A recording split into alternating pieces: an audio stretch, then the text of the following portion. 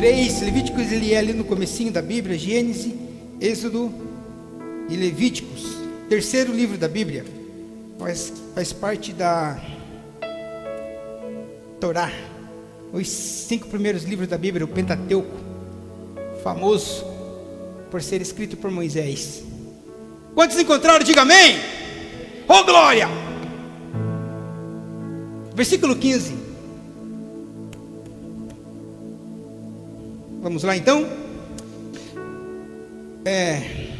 Contem 7 semanas a partir do dia em que oferecerem a Deus os primeiros feixes de trigo que foi colhido. No dia seguinte, isto é, 50 dias depois que os feixes, ou depois que ofereceram esses feixes, apresentem a Deus, o Senhor, a outra oferta da colheita de cereais. Cada família deverá apresentar 2 pães feitos com a melhor farinha e com fermento. Cada pão deverá pesar 2 quilos. Estes pães são uma oferta a Deus, o Senhor, tirada da melhor parte da colheita de trigo. Junto com os pães, ofereçam 7 carneirinhos de 1 ano, ou cordeiros, eu acredito na Bíblia de vocês. E tem uma diferença de cordeiro e carneiro. Depois você pesquisa no Google. Sem defeito. Um touro novo e 2 carneiros. Por isso que algumas versões elas diferem 7 cordeiros e depois falam 2 carneiros. Esses animais deverão ser apresentados ao Senhor como uma oferta que vai ser completamente queimada, junto com as ofertas de trigo e de vinho. O cheiro desta oferta de alimento é agradável ao Senhor. Ofereçam também um bode para tirar pecados, e 2 carneirinhos de 1 ano como uma oferta de paz. O sacerdote oferecerá ao Senhor os 2 carneirinhos junto com os pães, como uma oferta especial. Essa é uma oferta sagrada que pertence aos sacerdotes. Nesse dia, ninguém deverá trabalhar, e todos se reunirão para adorar a Deus. Em todos os lugares onde morarem, vocês e seus descendentes deverão obedecer esta lei para sempre. Quando fizerem a colheita dos trigos, não colha as espigas dos pés que ficam à beira do campo, nem volte atrás pegar as espigas que estiverem ou que tiverem sido colhidas, no caso que já estiverem no chão. Deixem essas espigas para os pobres e para os estrangeiros. Eu sou o Senhor Deus de vocês. Curve sua cabeça, amém? Feche seus olhos. Peço para que o Senhor fale com você nessa noite. Aleluias. Faça uma oração, pedindo uma orientação de Deus sobre aquilo que Ele quer falar, ou aquilo que Ele vai falar. Aleluias. Louvado seja o Teu nome, Senhor. Pai, fala conosco nesta noite, fala comigo. Fala com a Tua igreja, tenha misericórdia de nós, Pai. Estamos sedentos e carentes da Tua voz nessa noite. Somos atraídos, ó Pai, pela Tua presença nessa noite. Por isso nós estamos aqui, Senhor. Por nós mesmos nós não estaríamos, mas o Teu Espírito nos atraiu, mesmo com esse frio, Pai, para a Tua presença, para nós estarmos juntos, reunidos, em um mesmo lugar, para glorificar e exaltar o Teu nome. Este é o pedido, Pai, que eu faço a Ti, em favor da Tua igreja também nessa noite, em nome de Jesus. Amém. Amém. Glória a Deus. Vocês sabem que eu tenho falado nesses últimos dias, nas últimas semanas, na verdade, sobre a festa de Pentecostes, sobre a festa de Pentecostes, sobre a festa das primícias, sobre a festa dos pães asmos, sobre a festa da Páscoa. Então eu vou dar continuidade naquilo que eu comecei, para que vocês possam entender. Talvez seja mais informativo, mas que traz uma grande revelação. para as nossas vidas. Talvez numa leitura, embora eu tenha lido aqui uma versão, uma linguagem de hoje, numa leitura rápida, embora eu tenha lido essa versão, mais clara e direta para vocês, talvez tenha passado desapercebido as ofertas que foram, ou que deviam ser apresentadas nesse dia, que é o dia de Pentecostes, que é pertinente aos capítulos que nós lemos. Só para você ter uma dimensão do que acontecia em Jerusalém nesse dia, cada família, ou cada homem, ou pai de família, deveria levar então para este lugar, faça as contas comigo, 7 cordeiros, começava com 2 pães, de 2 quilos cada pães, 4 quilos de pães, mas eram 2 pães cada pães e 1 quilo, pão grande, levava 7 cordeiros, carneirinhos, depois levava mais 2 carneiros. Em Números, no capítulo 28, Deus acrescenta para ser levado nesse dia 3 quilos de trigo ou de cereal. Depois aqui nesse versículo que nós lemos, no capítulo que nós lemos, a Bíblia nos diz que Deus pede para que levasse também um touro novo ou um novilho. Depois pedia para que levasse mais um bode para ser sacrificado pelo pecado do povo. E depois mais 2 carneirinhos como uma oferta de paz. Observe que cada família levava tudo isso. Agora vamos pensarmos numa dimensão do tamanho de Israel, cada família levando para Israel essas ofertas. Você consegue parar para pensar a proporção do evento que acontecia nesse dia? Irmãos, é muito animal, é muita oferta, é muita coisa. Era muita festa que acontecia. Só para você ter uma dimensão daquilo que acontecia em Jerusalém, provavelmente trazia um impacto social a ponto das outras nações e as outras cidades começarem a reparar na festa que estava acontecendo. Era notório. Agora você imagine a descida do Espírito Santo nesse dia, aonde todo mundo estava reunido em Jerusalém, onde todas as pessoas estavam juntos ali, oferecendo essas ofertas e sacrifício, juntamente no dia de Pentecoste. Eu estou falando isso, trouxe tudo isso para vocês, porque nós estamos a uma semana da festa de Pentecostes, segundo o calendário judaico, que a festa acontece na semana que vem, no domingo que vem, no dia 28, acontece então, segundo o calendário judaico, a festa de Pentecoste. Esta festa ela acontece justamente 50 dias após a festa da Páscoa. Estou falando isso para que você possa entender, enquanto eu arrumo meu microfone aqui. 50 dias após da Páscoa. É lógico que eu e você, nós como igreja, nós não comemoramos a festa do Pentecoste da mesma forma que os judeus comemoram. O sentido da festa do Pentecoste para mim e para você, ou pelo menos se você não sabia, é diferente. Porque para Israel, o Pentecoste ele é a celebração da colheita. Já para nós, a igreja do Senhor, ele é o derramamento do Espírito Santo que aconteceu em Atos 2, que traz a capacitação para a igreja, para a minha vida e para a sua vida, para uma grande colheita espiritual que começou lá no dia de Pentecostes.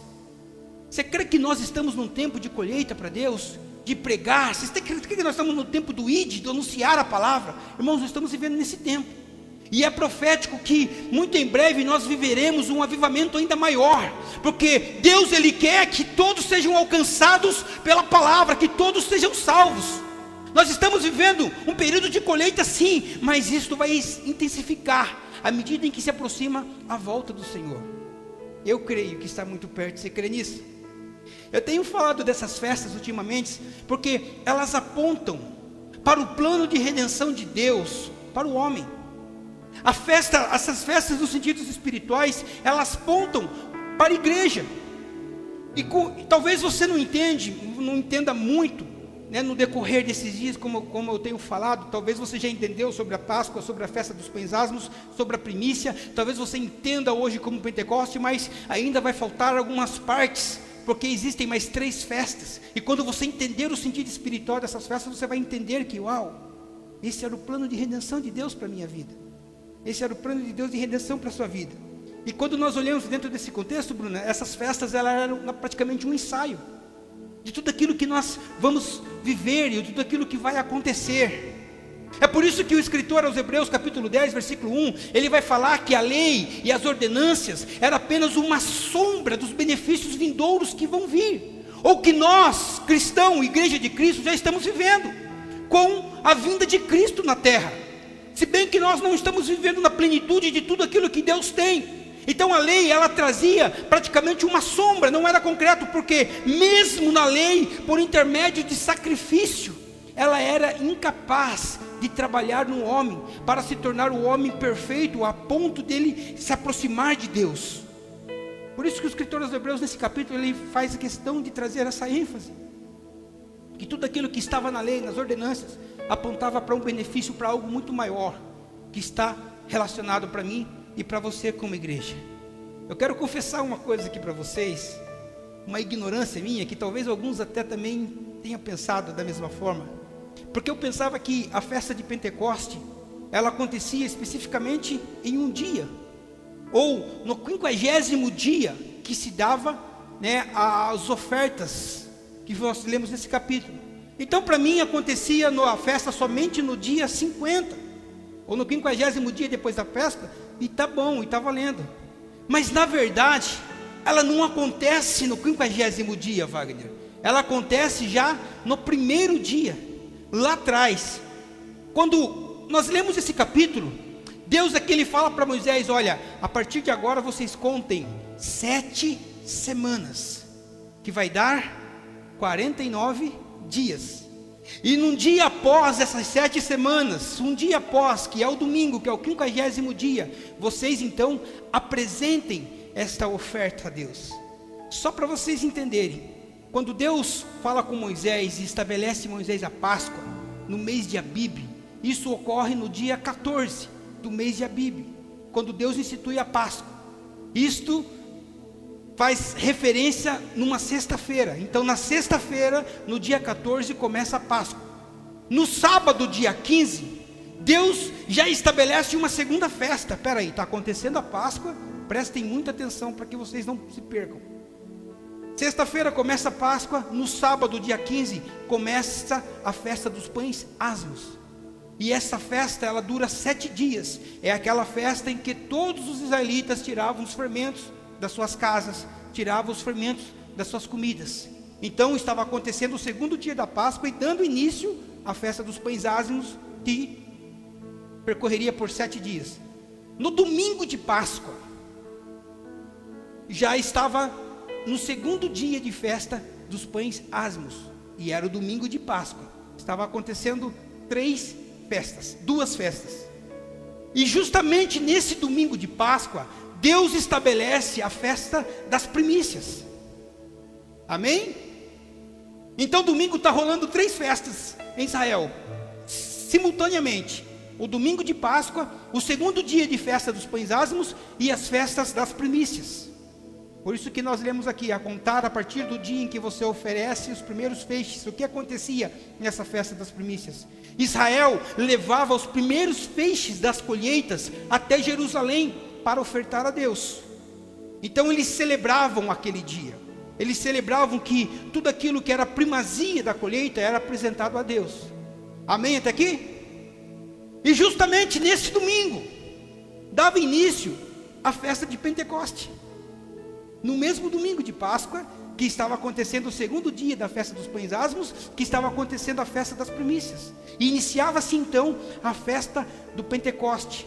É muito comum nós vermos na Bíblia e olharmos que a festa de Pentecoste tem outros nomes, como festa das colheitas e festa das semanas.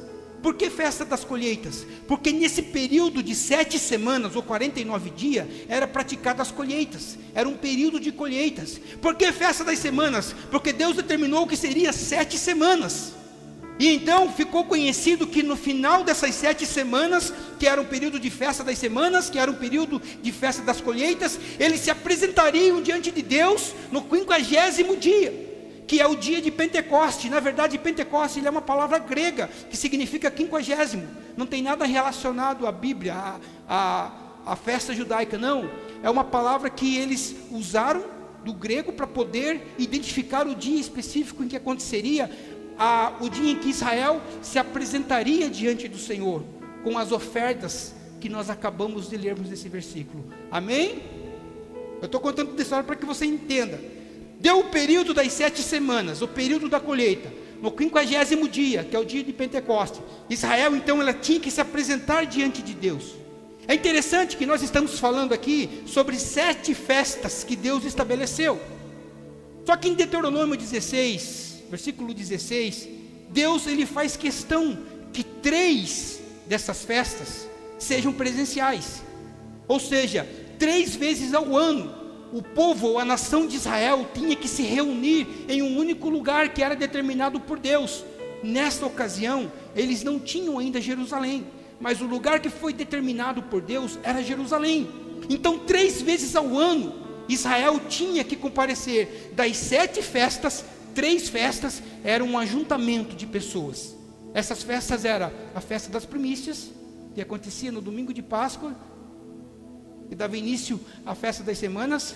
A segunda festa, que era presencial, era propriamente a festa de Pentecoste, que o povo tinha que dar um jeito de ir para Jerusalém. E a terceira festa é a festa das cabanas, ou dos tabernáculos, que nós vamos falarmos no decorrer, ou propriamente perto da data onde que se comemora essas festas. Deus, ele pede então para que haja esse ajuntamento de pessoas. O cuidado de Deus, desde o princípio, quando ele estabeleceu um povo, era a unidade e a interação dos seus filhos para com os outros. Deus, ele era um Deus que sempre arrumava uma forma de proporcionar para que o povo fizesse, ou tivesse um ajuntamento, tivesse se alegrando. Irmãos, quando você olha com esse olhar para a Bíblia, você vai entender que o nosso Deus, ele é um Deus festeiro. Ele é um Deus que faz festa. 7 festas, nós estamos falando de 7 festas grandes oficiais, mas existiram muitas outras que Deus estabeleceu para que o povo se alegrasse, para que o povo se ajuntasse, para que o povo pudesse ter interação entre irmãos. Deus olhava aquilo do céu e falava: uau, é isso que eu busco para o meu povo, é a unidade. Aí a gente pensa que somente no Novo Testamento Jesus estabelece a unidade. Não, Deus já estava tentando fazer isso lá atrás. Então durante esse ajuntamento era proporcionado o quê? A interação um com o outro.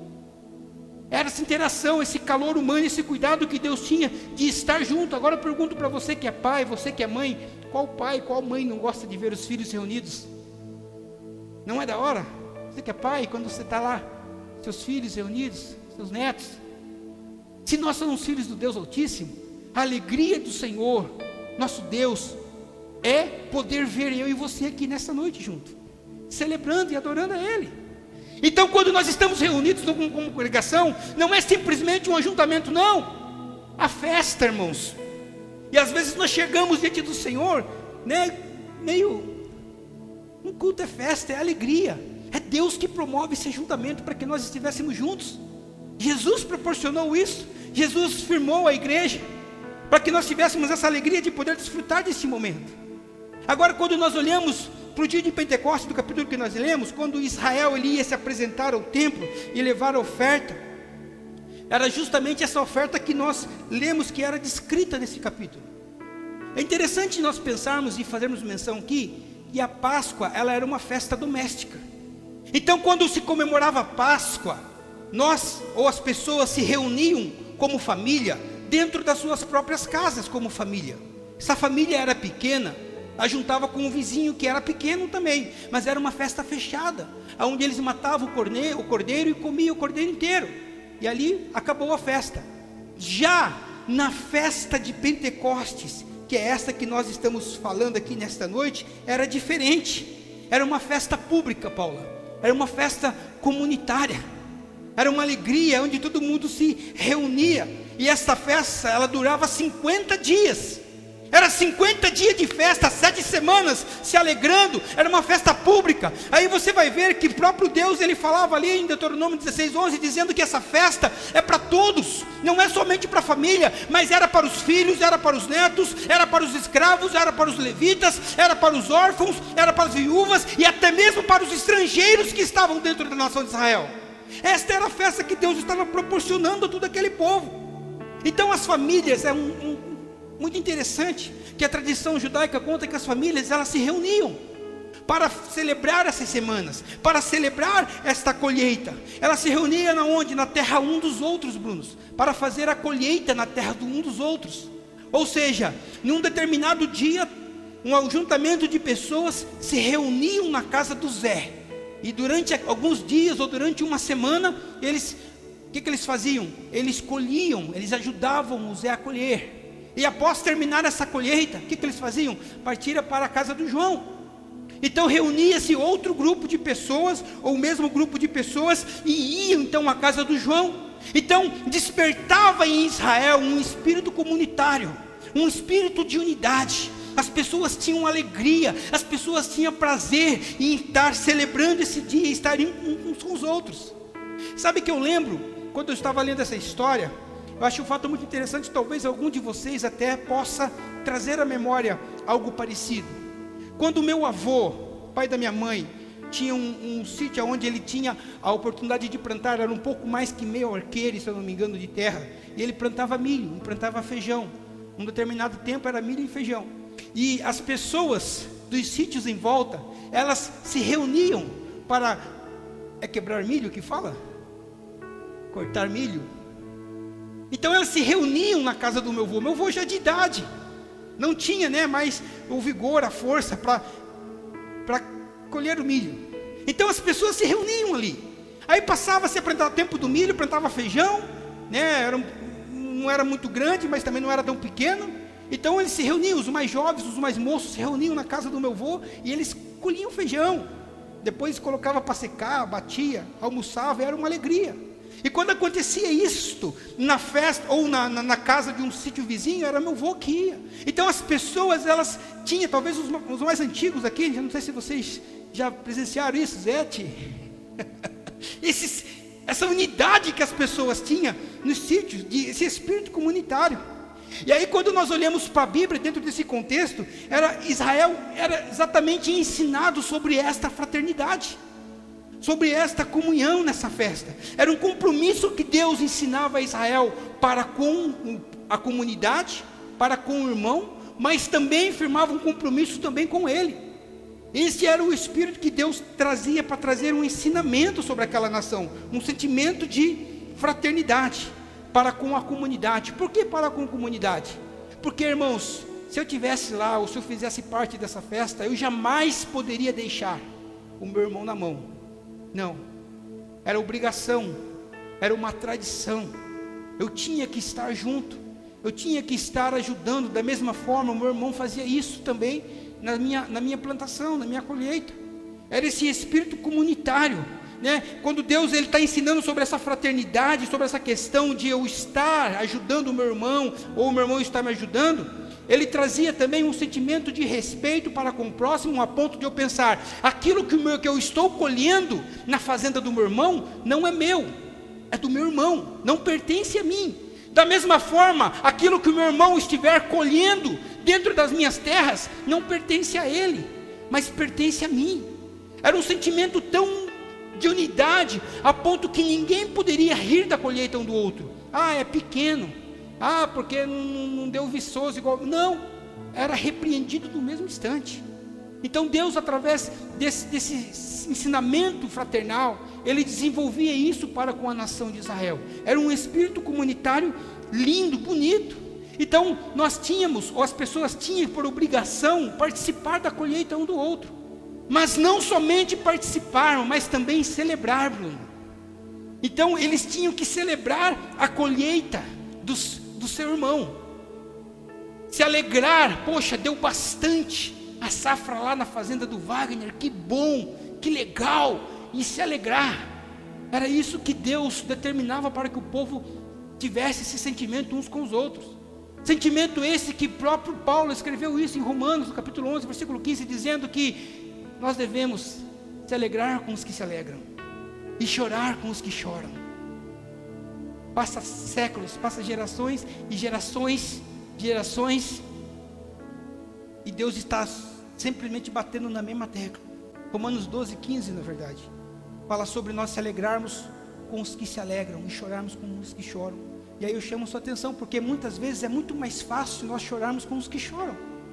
Tem pessoas que têm mais facilidade em chorar com aqueles que estão chorando, com aqueles que estão passando por um sentimento difícil ou por um momento de dificuldade. Porque existem pessoas que têm dificuldade de ver o seu irmão se dando bem, Sabe, as pessoas elas não conseguem se alegrar com a conquista do outro. Elas não conseguem se alegrar com a prosperidade que o irmão está tendo. Às vezes nós, como cristãos, nós temos aquele sentimento que Asaf teve no Salmo 73, aonde ele olha as pessoas prosperando, as pessoas sendo abençoadas, e ele olhava para a vida dele e falava: Senhor, por que está acontecendo isso comigo? E era tomado por um sentimento de inveja, por não querer, talvez, que o outro prosperasse. Por isso que às vezes é muito difícil as pessoas.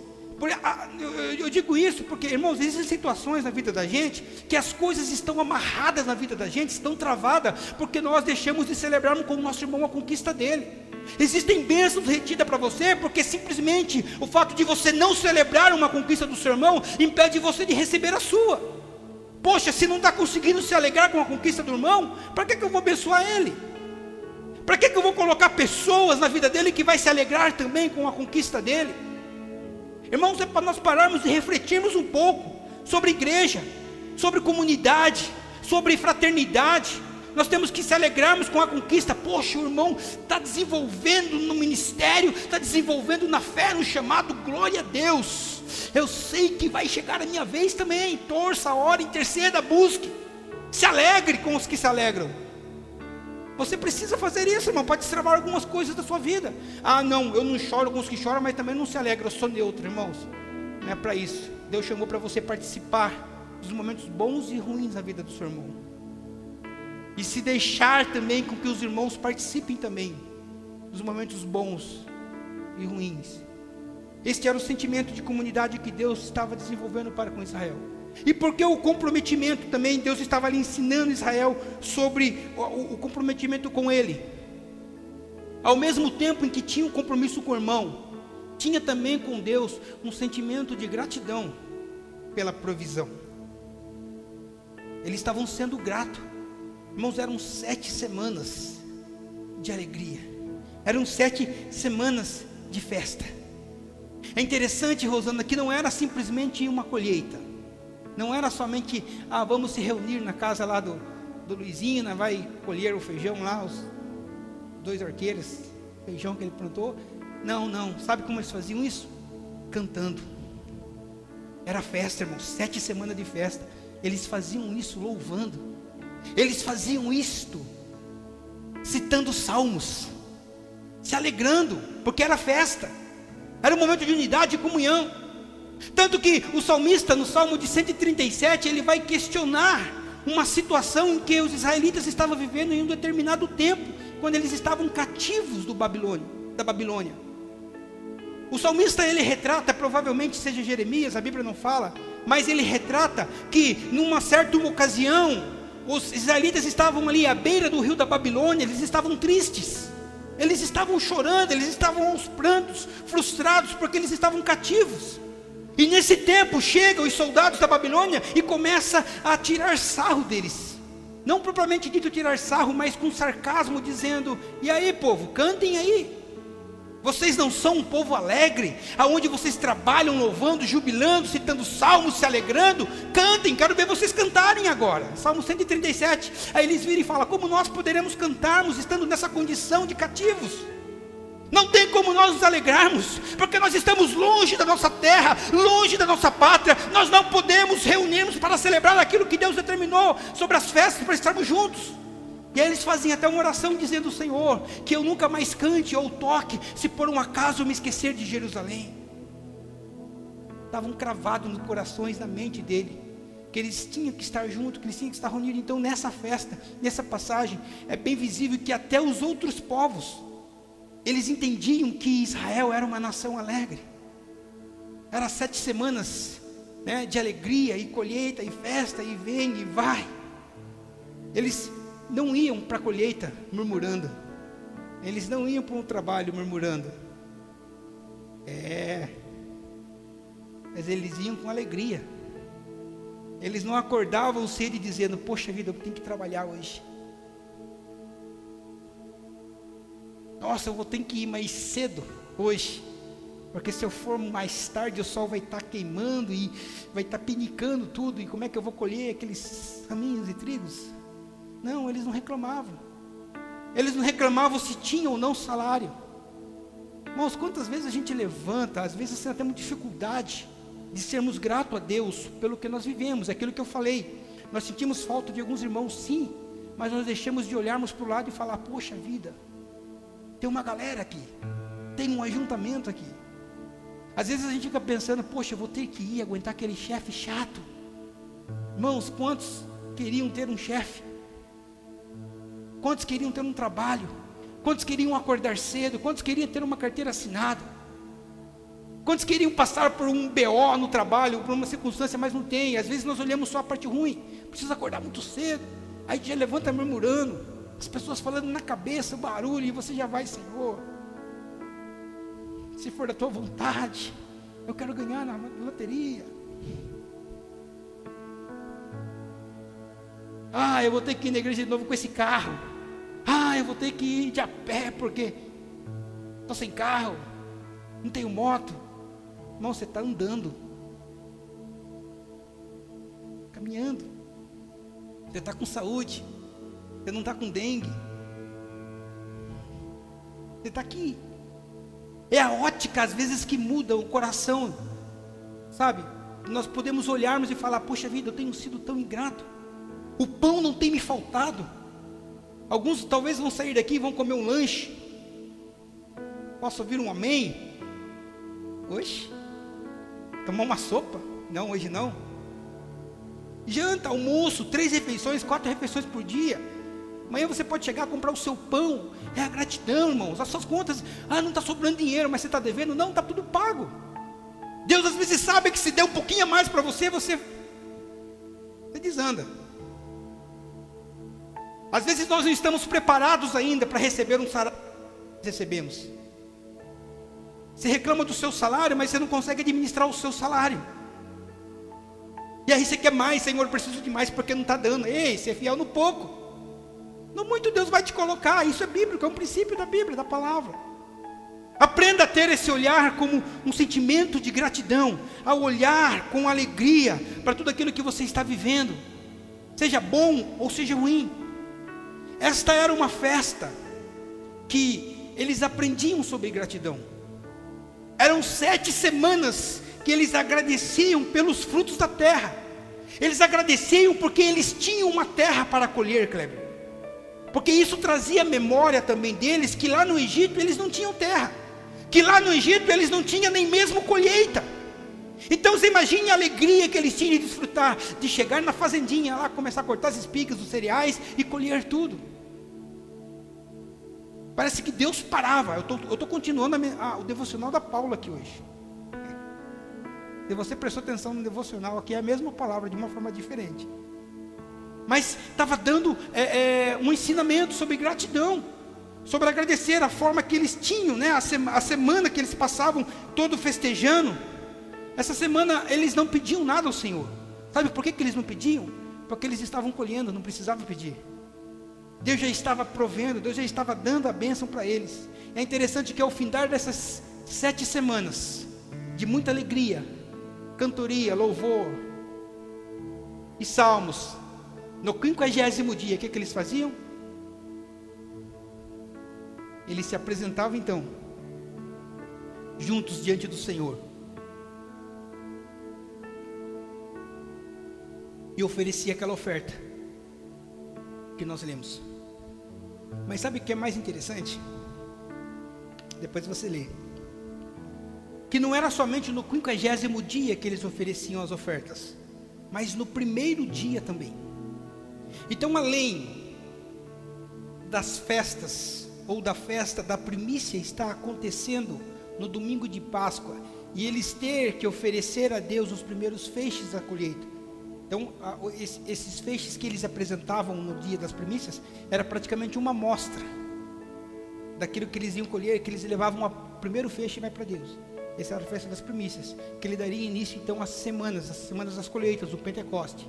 Só que nesta festa, no primeiro dia, eles já levavam também em Jerusalém, as ofertas, que era mais ou menos proporcional às ofertas que eles levavam no 50º dia. Ou seja, todos aqueles animais, cordeiros, pães, E ali era diferente, quando apresentava cordeiro e carneiro em sacrifício, apresentava cada cordeiro, cada carneiro com 1 quilo de farinha com azeite. Irmãos, então na festa das primícias, naquele domingo de Páscoa, era outra muvuca que acontecia também em Israel. Era uma bagunça no bom sentido da palavra, né? Era aquele movimento. Então ele fala muito aqui nesses textos sobre a oferta. Na verdade, quando você lê Levíticos, ele fala sobre Levíticos, ele é um livro de adoração e de oferta. Tem esse nome porque era direcionado muito ao pessoal da tribo de Levi, mas também era um ensinamento que Deus dava à congregação de Israel, ou à nação de Israel. Nesse dia, nesse livro, por assim dizer, não era simplesmente Moisés que ensinava o povo sobre a oferta, mas era o próprio Deus que ensinava Moisés, através da sua palavra, sobre a oferta, sobre essas ofertas de sacrifícios que era apresentado. É interessante pensar e trazermos para esse contexto. Eu quero até abrir um parênteses nessa mensagem e dizer para vocês que estão aqui nessa noite, que quando nós falamos em relação à oferta, a oferta ela nunca está relacionada a dinheiro em si, sabe? Vou quebrar alguns paradigmas aqui nessa noite. Talvez você pense que, poxa, por que eu preciso ofertar? Irmãos, Deus, ele não precisa do seu dinheiro. Ele não precisa do seu dinheiro. Mas Ele ensina, através da sua oferta, ou através da nossa oferta, como nós podemos obedecê-lo a Ele em mais esta área da nossa vida. É um ensinamento que Deus dá. Quando eu comecei a olhar o livro de Levíticos e olhar para essa ótica de ensinamento, eu aprendi muita coisa. Eu digo isso porque, olha, um momento, vou falar aqui, esse que bravo comigo não, amém? Mas o momento da oferta nas igrejas, às vezes, está tão banalizado, sabe, que a gente vê vídeos na internet, vê vídeos no Facebook, que a gente vê pastores, líderes, quase que implorando, tentando convencer a igreja a ofertar, ao invés de ensinar. Irmãos, a palavra nos ensina, a palavra nos educa. Cumprir um ensinamento ou não, cabe a mim, cabe a você. Então não é muitas vezes o pastor, o dirigente que precisa convencer você a ofertar, convencer a você trazer as suas ofertas, não. Sabe o que é interessante? Nesse mesmo capítulo, esse mesmo livro, no capítulo 1 de Levíticos, assim como a oferta destas festas, ela era levada e apresentada a Deus, no capítulo 1, ali do livro de Levítico, vai mostrar também que essa oferta, que existe uma ordem para ser apresentada essa oferta, existe um princípio para nós ofertarmos a Deus, não é de qualquer jeito, não é de qualquer maneira. Existe a oferta que é a oferta de manjares, existe a oferta que é a oferta de gratidão, existe a oferta que nós vemos no texto que era a oferta pelo pecado, existe a oferta que era o voto. Às vezes eles faziam um voto como oferta e ofertava a Deus. E eu já chamo a sua atenção nessa noite, porque quando você fizer um voto com Deus, eu não falo de oferta, eu falo de qualquer coisa que você fizer, não tarde em cumprir. A Bíblia fala isso. Quando fizeres um voto, não tarde em cumprir. Porque às vezes é muito comum você fazer um voto: Senhor, se tu fizer eu faço. Não, está errado, a Bíblia não diz isso. A Bíblia diz isso, é um acordo. Quando você faz um voto com Deus: Senhor, se tu fizeres eu vou fazer isso. E a Bíblia fala: não tardes em fazer a sua parte.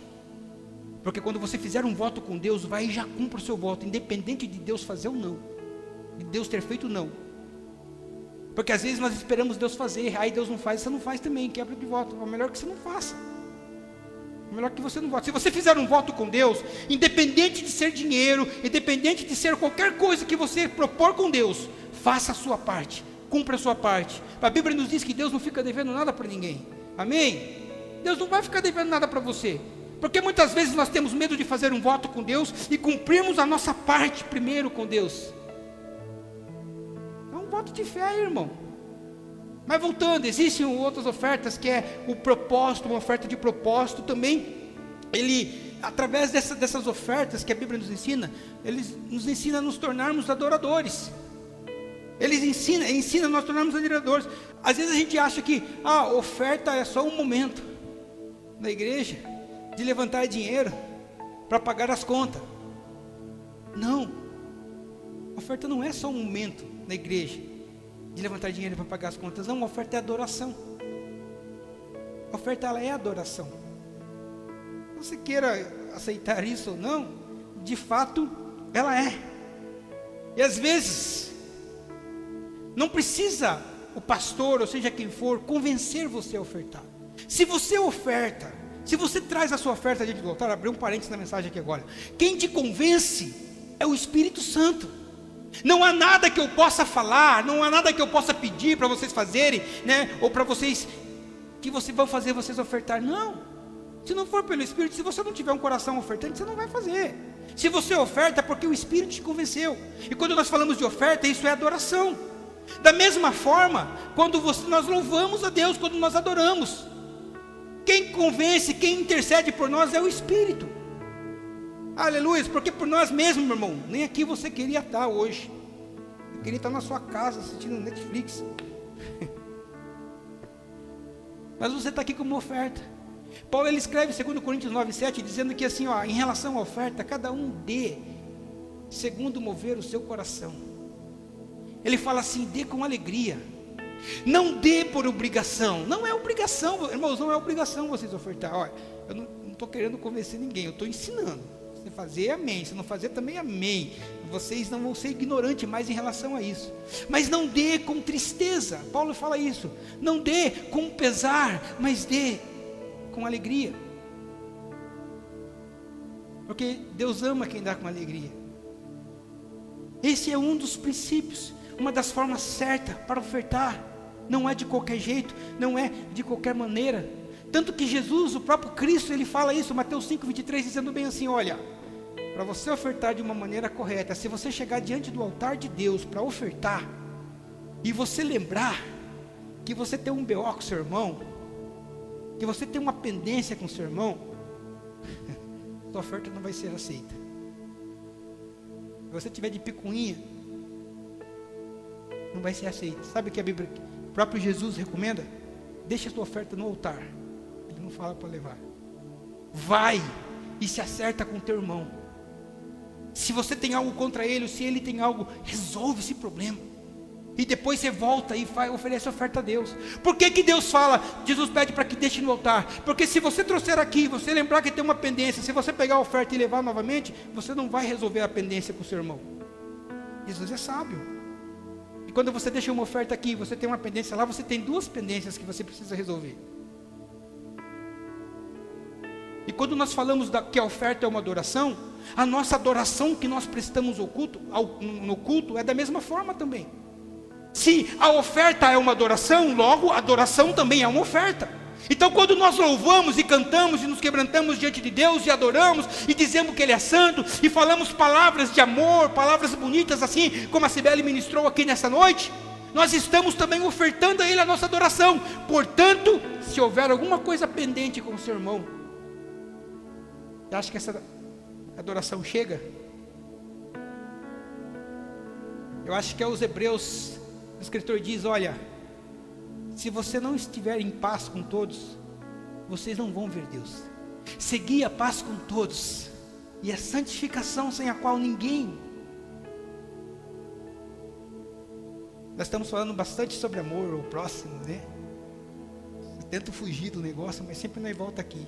É a fraternidade, é o compromisso que eu tenho que ter como igreja, com a comunidade da qual eu faço parte. Amar o meu irmão. Se eu tiver um BO contra ele, o seu louvor não vai ser recebido, a sua vida de adoração não vai ser recebida, a sua oferta no altar não vai ser recebida, os seus dízimos não vão ser recebidos. É muito sério.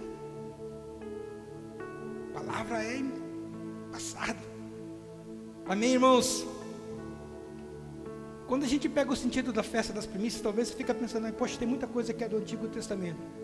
É interessante a gente ver que Paulo, ele traz um ensinamento à igreja de Roma, aos romanos, no capítulo 11, versículo 16, ele diz bem assim, que quando você santifica a primeira parte, Paulo está fazendo uma referência aqui à festa das primícias. Quando você santifica a primeira parte de alguma coisa ao Senhor, o restante é santificado. Se você levar por uma questão financeira, se você santifica o Senhor a primeira parte das suas finanças, as demais partes serão santificadas. As demais partes vão ser abençoadas também. É interessante que às vezes a gente fala, mas existem muitos exemplos do Antigo Testamento. Olha, sabe o que Paulo está fazendo aqui dentro desse contexto, usando essa referência da festa das primícias? Ele usa um exemplo do Antigo Testamento, fazendo uma aplicação para os crentes do Novo Testamento, sobre a oferta, sobre, propriamente dito, as primícias, ensinando que há uma lei espiritual por trás de cada oferta. Aleluias, glória a Deus. Então, voltando a falar para vocês, Deus, Ele não precisa do seu dinheiro, Deus, Ele não precisa da sua oferta, mas Ele gosta e quer criar em nós, sabe, um reconhecimento que o primeiro lugar na nossa vida é dEle, a primazia de tudo em que eu fizer, inclusive da minha oferta, é dEle. Ele não precisa, mas Ele traz esse ensinamento para nós, que tudo é por Ele. Sabe o que diz em Gênesis 4, lá quando Caim e Abel, ele oferecem a Deus o sacrifício? Abel, ele oferece o que? A primeira cria das ovelhas, a primazia, os primeiros carneirinhos que foram gerados, ele separa primeiro e leva a Deus. Se você ver no versículo 4 ali, você vai ver que com o passar de alguns tempos, Caim vai, logo após que a colheita já estava acontecendo, Caim ele vai e colhe os frutos da terra, ou seja, não era no começo da colheita, não era a primazia, não era a primícia da colheita, mas já era praticamente quase que no final. Aí ele colhe e apresenta diante de Deus. Deus não recebe, mas Deus recebe de Abel. Por quê? Porque era o primeiro ele consagrou a Deus. Irmãos, quando você aprender não somente o seu dinheiro, mas em todas as áreas da sua vida, consagrar a Deus, quando você consagra, como Paulo diz, ou santifica a primeira parte de alguma coisa, o restante ele é santificado. Seja a tua vida financeira, espiritual, seja a tua vida sentimental, conjugal, familiar, quando você santifica a Deus, irmãos, uma parte dela, o resto pode ficar em paz, está pela conta de Deus. É isso que Paulo estava ensinando aqui dentro desse conceito. Por isso que nós precisamos entender que a adoração ela é algo pessoal, a oferta ela é algo pessoal. Quando nós falamos de dinheiro, não é o pastor, não é o Eliseu que determina quanto você vai ofertar, não. Segundo o seu coração mover, fique em paz. Mas existem alguns casos específicos, algumas ofertas que são específicas. Se você voltar lá para Levítico capítulo 1, você vai ver que o homem, quando ele oferecia uma oferta, um sacrifício a Deus, ele fracionava o sacrifício em partes, de forma organizada. Ele mesmo cortava as partes e fracionava, dividia a oferta dele para que pudesse ser levada a Deus, pudesse ser sacrificada a Deus. É igual hoje, quando nós ofertamos, existem propósitos específicos, e você pode ou não participar. Existe a oferta voluntária, segundo o teu coração mover. Quando nós tiramos a oferta, irmão, aí você tem a liberdade, é isso aqui que eu vou ofertar na casa do Senhor, amém.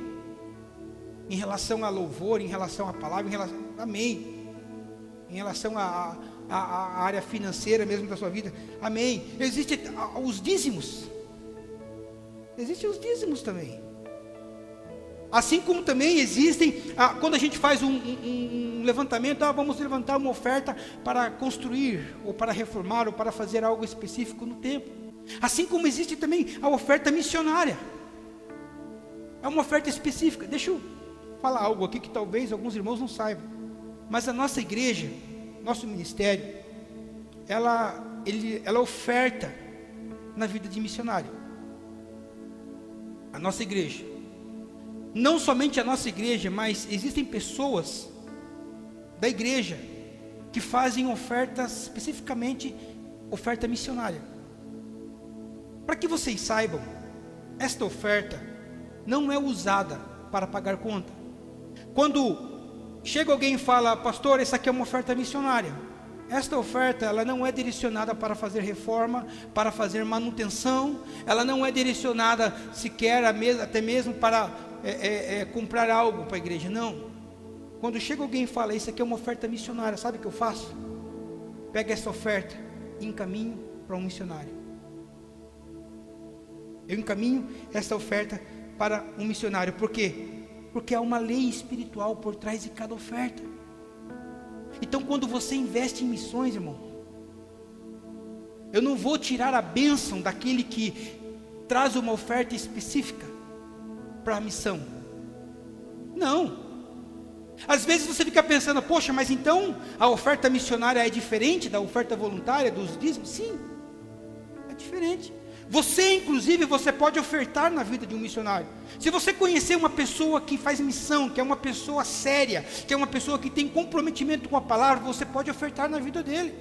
Agora, se você não conhecer uma pessoa assim, você pode estar trazendo na igreja, porque a igreja conhece pessoas que vivem especificamente de missão, e essas ofertas, elas são direcionadas, elas não são usadas para outra coisa, elas são aplicadas. Mas a igreja não tem missionário. Não, a igreja não tem missionário de fato, mas eu não vou tirar a bênção daquele que está semeando em missão, para que não receba a lei que está por trás, a lei espiritual que está por trás dessa oferta. Não, eu vou encaminhar para um missionário.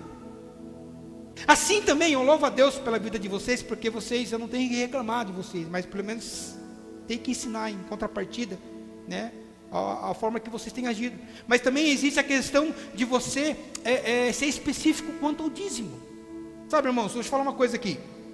Tem irmãos que dizimam nessa igreja, que propriamente oferta o dízimo, coloca o dízimo como oferta. Amém, no coração dela, né, ela dizimou, ela não coloca no cartãozinho, mas eu entendo, né?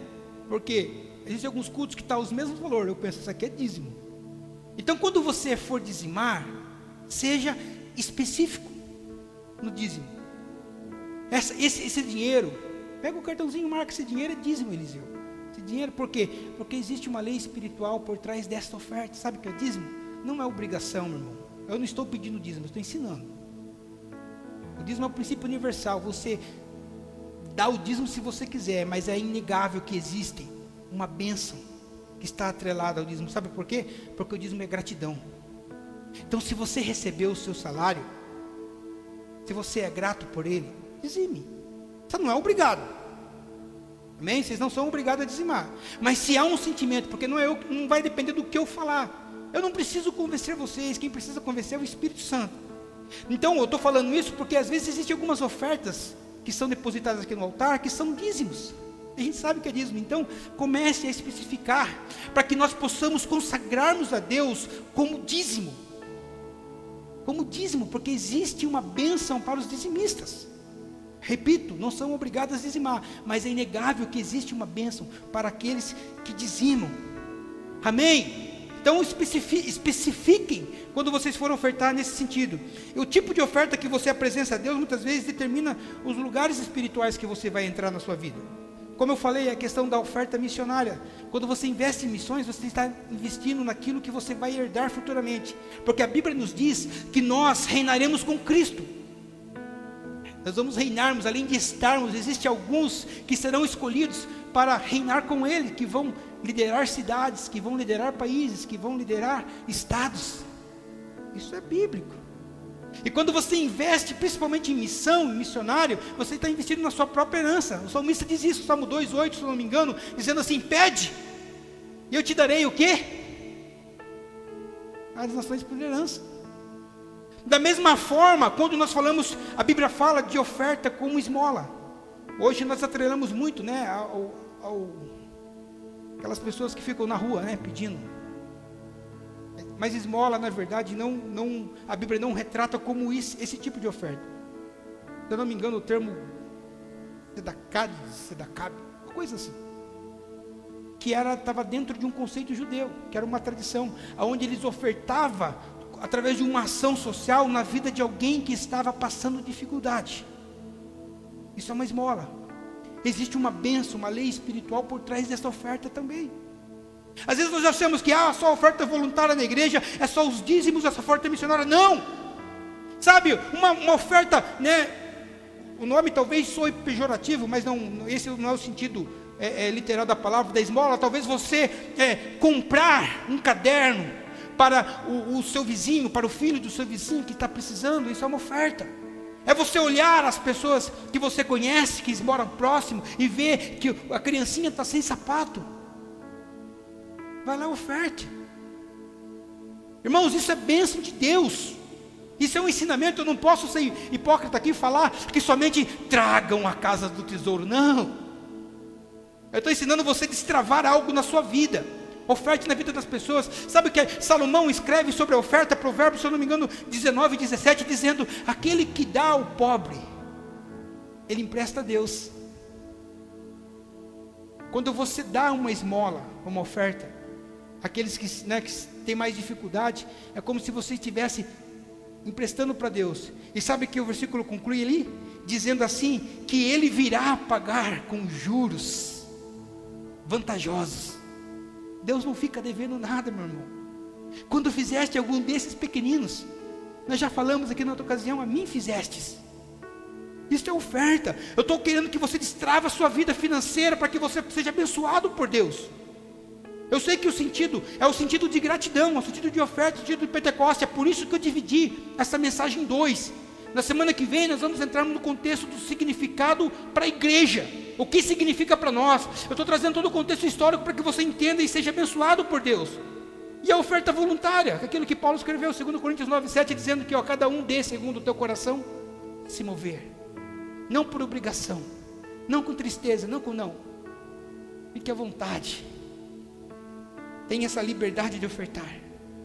E os dízimos, né? Que a gente tem falado também. Às vezes as pessoas falam, né? Eu sei que as pessoas falam, é da lei. Esse negócio é furada do Antigo Testamento. Sabe que a Bíblia diz? Que todo aquele que anda no Espírito e tem o Espírito supera a lei. Então se o dízimo é da lei, e quem anda no Espírito supera a lei, quem pegou, diga amém. Então é isso aí. O perigo do dízimo às vezes é achar que se eu der somente os 10%, né, que está dentro de um princípio aqui, tá bom, não preciso dar mais nada. Quando você dizima os 10%, o dízimo é para uma finalidade específica, gratidão. Se você é grato, dizima. Se você quer ser abençoado, semeie. Semeie, oferta voluntária, oferta missionária, oferta na vida do pobre, dos necessitados. Por isso que eu tenho que falar a oferta específica. Às vezes a gente acha que não, o dízimo está bom. Não, irmão, seja ofertante para que você possa colher. Você precisa semear para que você possa, né? O dízimo é oferta, é uma oferta, ou qualquer outro princípio da lei de Deus. Geralmente não, ele precisa ser uma resposta ao amor de Deus por mim. Qualquer coisa que você for fazer, ao ofertar para Deus, não tem que ser por obrigação, mas tem que ser em resposta àquilo que Ele fez por você. O que Deus tem feito por você? Deus tem sido bom para você? Só o fato deles nos salvar, irmão, só o fato dele proporcionar esse momento para nós, já é um presente. Porque antes a gente tinha que cumprir a lei para ser aceito por Deus, no Antigo Testamento. Hoje não, no Evangelho é diferente. Você entende que na cruz você foi aceito por Deus, e aquilo que você faz não é por obrigação, porque você recebeu essa dádiva de graça. Então o que você faz é em resposta ao que Ele fez, não é por obrigação. Se você ofertar ou não, se você dizimar ou não, você não vai deixar de ser salvo por isso. A salvação não tem nada a ver com isso. A salvação é aquele que crê em Jesus. Amém. A Bíblia fala que mesmo salvos, nós seremos julgados segundo as nossas obras. Você vai ser julgado segundo aquilo que você fez. Não tem nada a ver com salvação. Está salvo, amém. Mas já imaginou você chegar lá e falar: ô Wagner, você foi top, hein? Você vai governar São Paulo. No reino milenar de Jesus. Você vai governar Marte, Gabriel. Um planeta inteirinho para você. O centro do governo de Jesus vai ser em Jerusalém. E a Bíblia nos diz que nós vamos governar, ou que Jesus vai governar através da igreja, todo o universo. Às vezes nós somos muito limitados. Aliás, não dá nem para pensar como que a gente vai governar o universo da terra. Por isso que a Bíblia fala que nós vamos reinarmos com Ele. Aleluias. Então, dê uma resposta a Deus. Responde aquilo que Deus fez pela tua vida, ajudando a comunidade, a igreja que você faz parte, as pessoas, para que você possa receber cada vez mais a bênção de Deus. Ele te aceitou, foi de graça, você não pagou nada por isso. Amém? Então, seja essa resposta. Eu estou dizendo isso porque isso vai destravar a sua vida. Isso vai destravar a tua vida. De uma forma que você... Às vezes, os pastores, eles subjugam muito a oferta. O momento da oferta. Porque eles falam que, se você der, você vai ser abençoado. Porque se você, traz um sentido de barganha. Irmão, se você ofertar com sentido de barganha, não oferte. Eu vou, sabe que eu vou ofertar porque a Bíblia diz: se eu semear, eu vou semear, eu vou colher. E aí você, é o coração. Se você tiver com essa intenção, esquece. A oferta e o louvor é em resposta àquilo que ele já fez. Então, olha o iPhone que eu profetizei aí, ó. Posto que é a Tainá. Glória. Esse menino vai casar, irmãos. Dia 19, 17. Oferte na vida dele, irmãos. Posso ouvir um amém? 17 do mês que vem, agora ele casa. Ele ficou vermelho. Mas não é com sentido de barganha. Quando você vê algum pastor, algum líder falando: dá que você vai receber, dá. Sabe o que a Bíblia chama esses aí de ladrões? Que só vem somente para roubar e matar e destruir o povo de Deus. Quando a Bíblia fala que só vem somente para roubar e matar, não está falando do diabo, não, está falando dos líderes que ensinam as pessoas erradas, atribuindo a esses fariseus, essas pessoas que falam, que ensinam de maneira errônea. Então não filtre, examinai tudo e retém aquilo que é bom. Amém? Glória a Deus. Tem muita coisa para falar, mas deixa para lá. Vamos orar, nosso Deus. Vamos. Semana que vem nós vamos falar, estamos Pentecoste. Glória, nós estamos falando já, Gratidão, festa das semanas. Aleluias.